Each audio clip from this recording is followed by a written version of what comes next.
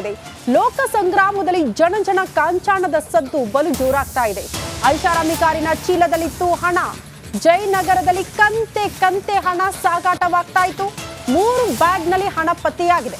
ಮಾಲೀಕರು car lock ಮಾಡಿಕೊಂಡು ಪರಾರಿಯಾಗಿದ್ದಾರೆ. ಪೊಲೀಸರು ಚುನಾವಣಾ ಅಧಿಕಾರಿಗಳಿಂದ ಸದ್ಯ ಪರಿಶೀಲನೆ ಆಗ್ತಾ ಇದೆ ಅನ್ನೋದರ ಡೀಟೇಲ್ ಸದ್ಯ ಸಿಗ್ತಾ ಇದೆ.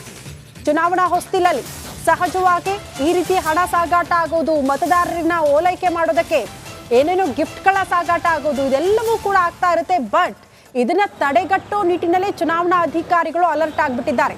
ಅಲ್ಲಲ್ಲಿ ಚೆಕ್ ಪೋಸ್ಟ್ಗಳನ್ನು ನಿರ್ಮಿಸಿದ್ದಾರೆ. ಪ್ರತಿಯೊಂದು ವಾಹನವನ್ನ ಕೂಡ ತಪಾಸಣೆ ಮಾಡಿ ಬಿಡಲಾಗುತ್ತೆ. ಅದೇ ಸಂದರ್ಭದಲ್ಲಿ ಈ ರೀತಿ ಕಂತೆ ಹಣ ಪತ್ತೆ ಆಗ್ತಾ ಇರೋದು.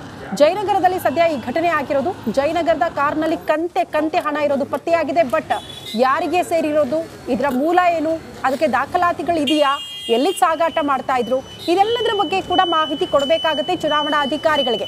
ಅದ್ಯಾವುದು ಕೊಡಲಿಲ್ಲ ಅಂದ್ರೆ ಮಾಹಿತಿಯನ್ನ, ಹಣವನ್ನ ಸೀಸ್ ಕೂಡ ಮಾಡ್ತಾರೆ ಅಧಿಕಾರಿಗಳು. ಸದ್ಯ ಕಾರನ್ನ ಲಾಕ್ ಮಾಡಿಕೊಂಡು ಮಾಲೀಕರು ಅಲ್ಲಿಂದ ಎಸ್ಕೇಪ್ ಆಗಿದ್ದಾರಂತೆ. ಹಾಗಾಗಿ ಪೊಲೀಸರು ಚುನಾವಣಾ ಅಧಿಕಾರಿಗಳು ಸ್ಥಳಕ್ಕೆ ದೌಡಾಯಿಸಿದ್ದಾರೆ. ಪ್ರತಿಯೊಂದನ್ನು ಕೂಡ ಪರಿಶೀಲನೆ ಮಾಡ್ತಾ ಇರುವ ದೃಶ್ಯ ನೋಡ್ತಾ ಇರೋದು.